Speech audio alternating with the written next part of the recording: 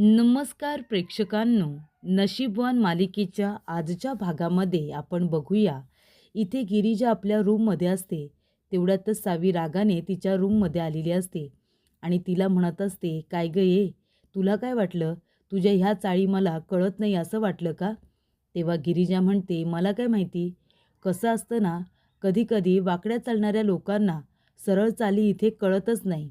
तेव्हा सावी म्हणते, बाद झालं, जास्त बोलायचं काम नाही. बाहेर तुझी काय नाटकं चालू होती ना, ही रुद्राला कळली नसतील, पण मला बरोबर कळलीत. कळलं ना? सगळ्यांसमोर जे काही तू आबासाहेबांची माफी मागण्याचं नाटक केलंयस ना, हे सगळं तू का केलंयस मला बरोबर माहिती आहे. कारण तुला रुद्रच्या मनामध्ये जागा निर्माण करायची आहे म्हणूनच ना? तेव्हा प्रेक्षकांनो, गिरिजा म्हणत असते, हो का? पण मला हे सगळं करायची काही गरजच नाही आहे. कारण ऑलरेडीच रुद्रच्या मनामध्ये माझ्याबद्दल जागा निर्माण झालेली आहे. म्हणून तर आमचं लग्न झालंय ना. आम्ही दोघेजण नवरा बायको आहोत. आमच्यामध्ये येण्याचा सुद्धा प्रयत्न करायचा नाही. कळलं तुला? तेव्हा प्रेक्षकांनो, इथे आता गिरिजा म्हणत असते, आणि तू जे काही हे प्रयत्न करतेस ना, हे सुद्धा तू प्रयत्न लवकरात लवकर थांबव. तेव्हा इथे गिरिजा सावीच्या हातातून तो लग्नाचा फोटो घेते. तेवढ्यातच सावी तिच्या हातातून तो फोटो पुन्हा खेचून घेते आणि बरोबर मधोमध फाडून टाकते. तेव्हा इथे फोटो फाडल्यानंतर तो इथे गिरिजाचा जो फोटो असतो तो जाळून सुद्धा टाकते. तिने हातामध्ये लायटर आणलेला असतो आणि तो फोटो ती लगेच जाळून टाकते. तेव्हा तो फोटो जाळत असताना गिरिजा म्हणत असते की सावी, हे काय करतेस तू? तू माझा फोटो का जाळलास? तेव्हा सावी म्हणत असते, कारण हेच खरं आहे. तू आणि रुद्र, तुम्ही दोघेजण एकत्र राहू शकत नाही. कळलं तुला? तेव्हा फोटो जळत जळत इथे सावीच्या हाताला आता चटका लागतो आणि तिच्या हातातून गिरिजाचा फोटो आणि तो तुकडा खाली पडतो. तेव्हा गिरिजा म्हणत असते की बघितलंस ना सावी, जर आमच्या सुखाला नजर लावायला जाशील ना, तर असेच तुझे हात पोळतील. कळलं का? तेव्हा इथे सावी म्हणत असते, जास्त बोलायचं काम नाही. तेव्हा गिरिजाच्या ती थोबाडीत मारायला जात असते. तेव्हा तिथे रुद्र येतो आणि म्हणत असतो, हे काय करतेस तू सावी? गिरिजावरती, माझ्या बायकोवरती हात उगारायची तुझी हिंमत कशी झाली? तेव्हा सावी म्हणत असते, तुला माहिती नाही आहे रुद्र, ही गिरिजा काय करण्याचा प्रयत्न करते ते. तेव्हा रुद्र म्हणतो की मला सगळं काही माहिती आहे, पण तू सुद्धा एक गोष्ट लक्षात ठेव. माझ्या बायकोवरती हात उगारताना 100 वेळा विचार करायचा. मी ते अजिबात खपवून घेणार नाही. तू माझ्या इथे आत्याच्या मैत्रिणीची मुलगी आहेस. आमच्या घरामध्ये पाहुणी आहेस. या घरामध्ये तू कशासाठी आली आहेस ना, हे विसरू नकोस. तू तुझ्या कामासाठी आली आहेस ना, मग तुझ्या कामाकडे तू लक्ष दे. माझ्या घरातल्या गोष्टींमध्ये तुला पडायची गरज नाही आहे. माझ्या बायकोपासून तू लांबच राहायचं. कळलं तुला? तिच्या आजूबाजूला सुद्धा तू फिरकायचं नाही. तेव्हा सावी म्हणत असते, रुद्र, तुला कळत नाही आहे का? जिला तू बायको म्हणतोयस, अरे तिने कधीतरी तुझ्यावरती बायकोसारखं प्रेम केलं आहे का? तुमचं लग्न झालं आहे तरीसुद्धा तुम्ही वेगवेगळ्या रूममध्ये राहता. अरे माझं तुझ्यावरती किती प्रेम आहे आणि मी तुझ्यासाठी काय करू शकते हे तुला माहिती आहे ना, मग तरीसुद्धा हिच्यासमोर तुला माझं प्रेम का दिसत नाही आहे? तेव्हा रुद्र म्हणत असतो, हे बघ सावी, तुला किती वेळा सांगितले या गोष्टी बोलत जाऊ नकोस. मी तुला आधीसुद्धा समजावले. माझं लग्न झालंय आणि या गोष्टीची जाणीव तुला पाहिजे.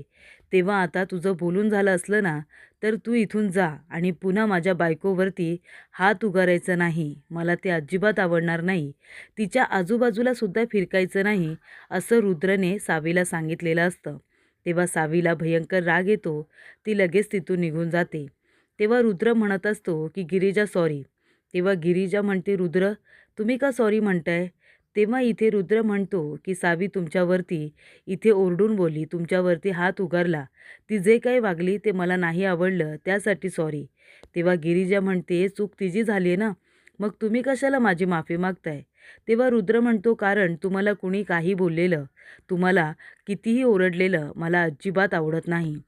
तेव्हा इथे गिरिजाला खूपच जास्त इथे आता रुद्रबद्दल आपुलकी जाणवते. कारण तो जे काही बोलत असतो ते सगळं मनापासून बोलत असतो. रुद्र म्हणत असतो, गिरिजा, आज तुम्ही जे काही बाहेर केलंत ना, सगळ्यांसमोर आबासाहेबांची माफी मागितलीत, त्याने माझ्या मनावरचं ओझं बाजूला झालं. मला खरंच खूप बरं वाटतंय. तुम्ही कधीच माझ्यामध्ये आणि आबासाहेबांमध्ये अंतर येऊ देणार नाही हे मात्र तेवढंच खरं आहे. पण गिरिजा, खरंच सांगू का, तुम्हाला सगळ्यांसमोर आबासाहेबांची माफी मागायची काहीच गरज नव्हती.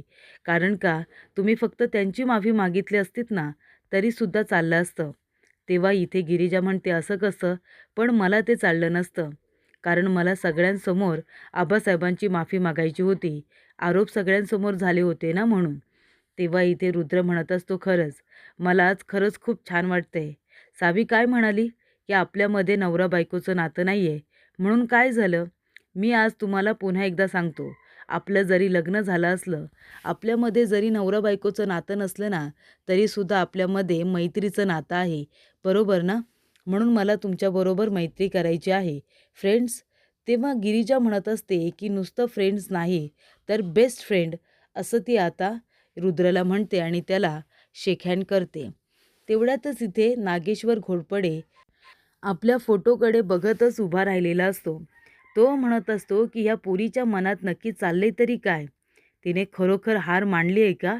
म्हणजे सगळ्यांसमोर आमच्या पायावरती डोकं ठेवून तिने माफी मागितली. म्हणजे खरोखर माफी मागितली आहे, शरणागती पत्करली आहे, की हे नवीन अजून काहीतरी डावाच्या आधीची सुरुवात आहे, याचा आता विचार करत असतो. नक्की काय खरं आहे ते शोधून काढलंच पाहिजे. काय खरं खोटं त्याची शहानिशा केली पाहिजे, असं आता नागेश्वर म्हणत असतो. तेव्हा गिरिजा त्याच्या मागे आलेली असते आणि ती म्हणत असते, की आता मी सुद्धा तुझ्यासारखेच डाव खेळणार नागेश्वर घोरपडे. गनिमी कावा करणार. तुला इथे आता सतर्क राहू देणार नाही. म्हणजे तुला इथे बेसावध ठेवूनच तुझ्यावरती वार करणार, असं गिरिजाने ठरवलेलं असतं. तेव्हा प्रेक्षकांनो, गिरिजा म्हणते, आबासाहेब तुम्ही बोलावलंत मला? तेव्हा नागेश्वर म्हणतो, हो मी तुला बोलावलंय. काय हे सगळ्यांसमोर जे काही तू आता माफी मागण्याचं नाटक केलेस ते सुद्धा आमच्या पायावरती डोकं ठेवून, याला काय म्हणायचं? नक्की काय करण्याचा प्रयत्न करत होतीस तू? म्हणजे तू खरोखर हार मानली आहेस, की अजून काही नवीन डोक्यामध्ये प्लॅनिंग सुरू आहे आम्हाला इथे मात देण्यासाठी? तेव्हा गिरिजा म्हणत असते, आबासाहेब माझी एवढी हिंमत की तुम्हाला आता पुन्हा मात देण्याचा प्रयत्न करेन? मला कळले आबासाहेब, तुमच्यासमोर माझा टेकाव लागणार नाही आहे, त्यामुळे मी शरणागती पत्करलेलीच बरी. तेव्हा नागेश्वर म्हणत असतो, की अरे वा, लवकरच शहाणपण आलं तुला. पण आता एका गोष्टीचं काय होईल? तू वचन दिलेस ना स्वतःला, की ज्याने कुणी तुझ्या वडिलांची इथे हत्या केली आहे, ज्यांनी खून केला आहे, त्यांना तू धडा शिकवणार म्हणून, त्यांना सगळ्यांसमोर गुन्हेगार म्हणून घोषित करत त्याला जेलमध्ये पाठवणार म्हणून. मग आता स्वतःला तू जे काही वचन दिलेस त्याचं काय होणार? तू तर सगळ्यांसमोर माझ्या पायावरती डोकं ठेवून माझी माफी मागितलीस. मग आता तुझ्या वचनाचं काय? तेव्हा गिरिजा म्हणते, की आबासाहेब, अहो आपला जीव जर जिवंत राहिला तर आपण इथे दुनिया बघू शकतो. पण जर आपला जीवच राहिला नाही, तुम्ही जर मला मारूनच टाकलत, तर वचनाचं काय हो? इथे आता वचन वगैरे काही महत्त्वाचं नसतं. स्वतःचा जीव वाचवणं महत्त्वाचं असतं. आणि आता मला हे सगळं सोडून द्यायचं आहे. मला हे काही लक्षात ठेवायचं नाही आहे, खरं सांगते. रुद्रसारखा चांगला नवरा आहे माझा. त्यांच्याबरोबर आता मला फक्त सुखाने संसार करायचा आहे. बाकी मला काही नको. खरंच सांगते मी. तेव्हा नागेश्वर म्हणतो, की 6 महिने फक्त, फक्त 6 महिने रुद्रबरोबर संसार करता येईल. त्यानंतर तुला संसार करता येणार नाही आहे, माहिती आहे ना तुला? तेव्हा गिरिजा म्हणते, हो माहिती आहे ना. फक्त 6 महिन्यांसाठीच रुद्रांबरोबर मी बायको म्हणून राहू शकते. त्यानंतर मी दूर कुठेतरी निघून जाईन. तेव्हा नागेश्वर म्हणतो, दूर कुठेतरी निघून जाशील म्हणजे? नक्की कुठे निघून जाणार आहेस तू? नाहीतर पुन्हा आमच्या विरोधात एखादा तरी पुरावा मिळाला तर पुन्हा आम्ही कसे गुन्हेगार आहोत हे सगळ्यांना ओरडून सांगण्याचा प्रयत्न करशील, बरोबर ना? तेव्हा गिरिजा म्हणते, नाही नाही, असं मी आता काहीसुद्धा करणार नाही आहे. तेव्हा नागेश्वर म्हणतो, मग आम्हाला शिक्षा देण्याचं काय? तू तर म्हणाली होतीस ना, की तुझ्या वडिलांचा मी खून केला आहे, मी गुन्हेगार आहे, मी इथे बेकायदेशीर धंदे करतो. मग तू माझ्या विरोधामध्ये गुन्हे दाखल करणार होतीस, त्याचं काय? तेव्हा इथे गिरिजा म्हणत असते, की ते सगळं मी कधीच विसरून गेले आबासाहेब. आता मी त्या गोष्टींचा विचार करत नाही. आता तुम्ही माझ्यासाठी फक्त रुद्रंचे आबा आहात, आबासाहेब. आणि त्या अर्थी तुम्ही माझे सासरे आहात. मग आता तुमचा आदर करायला नको का? तुम्हाला मी नडू शकत नाही, मला कळले. तुमच्या ताकदीसमोर माझी ताकद काही कामाची नाही आहे. त्यामुळे आता मी या सगळ्या गोष्टींकडे दुर्लक्ष करणार आहे. नागेश्वर म्हणतो, तेच तुझ्यासाठी चांगलं आहे. जर तू तसं केलं नाहीस ना, तर तुझ्या बापाची काय अवस्था केली तुला माहिती आहे ना. तुझ्या भावाची ती अवस्था करायला मला वेळ लागणार नाही. जिथे कुठे तुझा भाऊ असेल ना, त्याला शोधून काढेन आणि त्यालासुद्धा तुझ्या बापासारखं संपवेन. जर पुन्हा माझ्या विरोधात जाण्याचा प्रयत्न केलास तर माझ्यासारखा वाईट कुणीही नसेल, कळलं का. तेव्हा गिरिजा म्हणते, नाही नाही आबासाहेब, त्याची वेळच येणार नाही. माझ्यासाठी माझ्या बाबांनंतर माझा भाऊच महत्त्वाचा आहे आणि त्याच्यासाठी मी वाटेल ते करू शकते. तुम्हाला पण माहिती आहे, मी माझं तोंडसुद्धा बंद करेन. 6 महिने झाले की मी स्वतः हे घर सोडून निघून जाईन, रुद्रच्या आयुष्यातून आणि तुमच्या सगळ्यांच्या आयुष्यातून. तेव्हा इथे नागेश्वर म्हणतो, तेच तेच तुझ्या भल्याचं आहे. असू दे, उशिरा का होईना, पण शहाणपण आलं तुला. कसं असतं ना, मुंगीने हत्तीला मारण्याची स्वप्न बघू नये, कारण जेव्हा मुंगी हत्तीला चावते ना, तेव्हा तिच्याच नांग्या तुटतात, कळलं ना तुला. तेव्हा गिरिजा म्हणते, अगदी बरोबर आहे आबासाहेब. तेव्हा तो म्हणतो, जा बरं जा. बरं झालं तुम्ही शरणागती पत्करली. आमचं बोलून झालंय. आता तुम्ही गेलात तरी चालेल. तेव्हा गिरिजा जात असताना आपल्या मनामध्ये म्हणत असते की नागेश्वर घोरपडे, बरोबर बोललात तुम्ही. तुम्हाला मात देणं सोपं नाही आहे, पण आता तुमच्याकडूनच मी शिकणार की तुम्ही कशा पद्धतीने लोकांना मूर्ख बनवता ते. बरोबर बोललात तुम्ही. इथे आता हत्तीला मुंगी मात देऊ शकत नाही. तिच्या नांग्या खरोखर तुटतात. पण जेव्हा मुंगी हत्तीला चावते ना, तेव्हा इथे हत्तीचा कपाळमोक्ष झाल्याशिवाय राहत नाही. तो स्वतःलाच इथे मारून घेतो, असं गिरिजा म्हणत असते. त्यानंतर इथे नागेश्वर घोरपडेला फोन येतो सुभानरावचा की त्याने सांगितलेलं काम झालेलं आहे. तेव्हा नागेश्वरला भयंकर आनंद झालेला असतो. तो म्हणतो, या सुभानराव या, ज्या गोष्टीची मी वाट बघत होतो, फायनली ती गोष्ट घडलेली आहे. तर इथे गिरिजा आता किचनमध्ये काम करत असते. तेव्हा वासंती येते आणि म्हणत असते की अरे वा गिरिजा, भाजीचा खूपच घमघमाट सुटला या. खरंच तू भाजीमध्ये नक्की काय काय टाकतेस ना, हे तुझ्याकडून शिकायला हवं. तेव्हा गिरिजा म्हणते, आई, मी कितीही स्वयंपाक छान बनवला ना, तरी तुमच्या हातची चव त्याच्यामध्ये उतरणार नाही आहे, कारण तुमच्या हातचा स्वयंपाक खूपच छान असतो. वासंती म्हणते, नाही नाही, असं काही नाही आहे. तू सुद्धा छानच स्वयंपाक बनवतेस. तेव्हा ती म्हणते, हो, पण आई इतका छान नाहीच. तेवढ्यात तिथे रुद्र आलेला असतो. रुद्र म्हणत असतो, काय चाललंय तुमच्या दोघींचं बोलणं. कारण इथे जी वासंती आहे ती हळूच गिरिजाला म्हणत असते की तू जर माझ्यासोबत असतीस तर बरं झालं असतं. तेव्हा रुद्र म्हणतो, का, कशासाठी हवे तुम्हाला सोबत. तेव्हा वासंती म्हणते, नाही नाही, माझ्यासाठी सोबत नाही. मी आता गिरिजाला म्हणत होते की रुद्र आश्रमातलं काम एकटा सांभाळतो ना, त्याला बाहेरची सुद्धा दुसरी कामं असतात. तेव्हा गिरिजा, तू आश्रमामध्ये जा, आपल्या संस्थेमध्ये जा आणि रुद्रला मदत कर कामामध्ये. मी असं आता गिरिजाला म्हणत असते. तुला चालेल ना मदत केलेली. तेव्हा रुद्र म्हणतो, का नाही चालणार.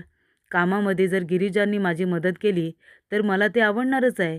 तेव्हा वासंती म्हणते, ठीक आहे, तू एक काम कर गिरिजा, तू रुद्रबरोबर त्याच्याबरोबर तू संस्थेमध्ये जा आणि त्याला त्याच्या कामामध्ये मदत कर. तेव्हा गिरिजा म्हणते, ठीक आहे. तेवढ्यातच नागेश्वर घोरपडे आता इथे त्याच्या माणसाला मारत असतो. तो म्हणत असतो की हा तर आपला बंबे आहे ना, त्याने काय केलंय. तेव्हा सुभानराव म्हणत असतो, अहो साहेब, यानेच आपल्या रुद्रसाहेबांच्या टेम्पोमध्ये दारूचा माल ठेवला होता. यानेच ते कारस्थान केलं होतं. तेव्हा नागेश्वर म्हणतो, काय, यानेच केलं होतं. अरे बंब्या, का केलंस तू हे सगळं. आमच्या विरोधात गेला असतास ना, तर एक वेळ आम्ही तुला माफ केलं असतं, पण तू आमच्या चिरंजीवांच्या विरोधात गेलास. तुझ्यामुळे त्यांना जेलमध्ये जावं लागलं. त्यासाठी आम्ही तुला कधीही माफ करणार नाही, कळलं तुला. तेव्हा इथे आता बंब्याने हे सगळं केलेलं नसतं. नागेश्वर घोरपडेचंच कारस्थान असतं. पण रुद्र आणि पोलिसांना चकवा देण्यासाठी इथे बंब्याला मुद्दामूनच उभं करण्यात आलेलं असतं गुन्हेगार म्हणून. आणि हे नागेश्वरला बरोबर माहिती असतं. नागेश्वर बंब्याला हवं तेवढं मारत असतो. का केलंस तू असं, का केलंस. तेव्हा रुद्र येतो आणि म्हणतो, आबासाहेब थांबा थांबा आबासाहेब, काय चाललं हे सगळं. आबासाहेब शांत व्हा.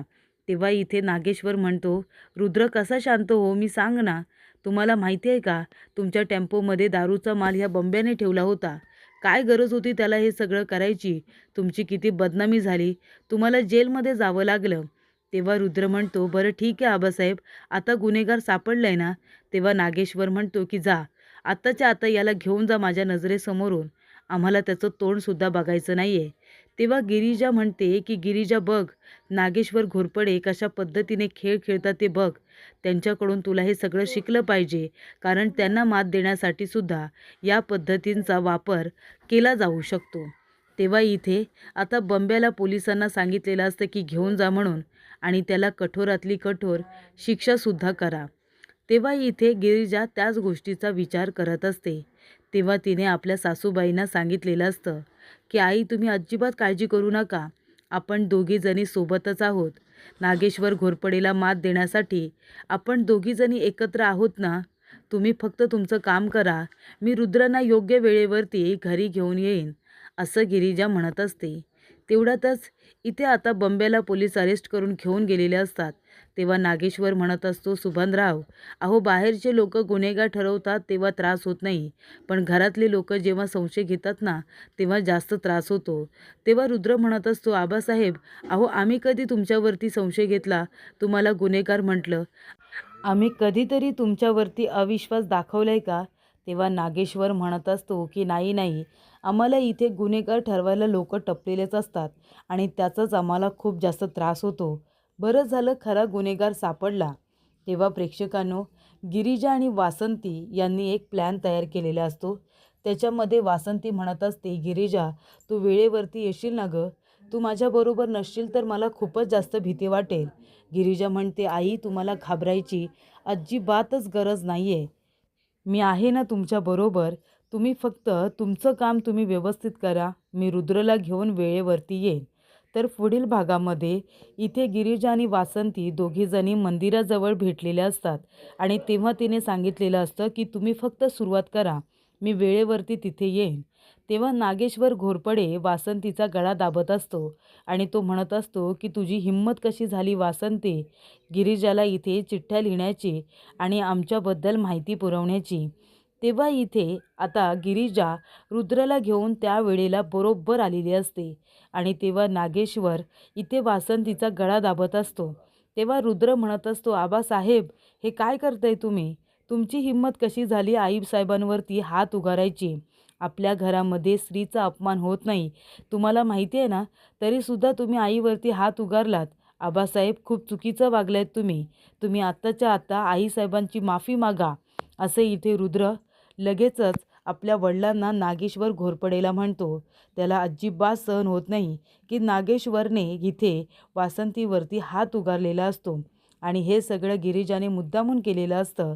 रुद्रच्या समोर तिला आता एक एक करून नागेश्वर घोरपडेचा खरा चेहरा आणायचा असतो आणि त्याची सुरुवात मात्र तिने केलेली असते.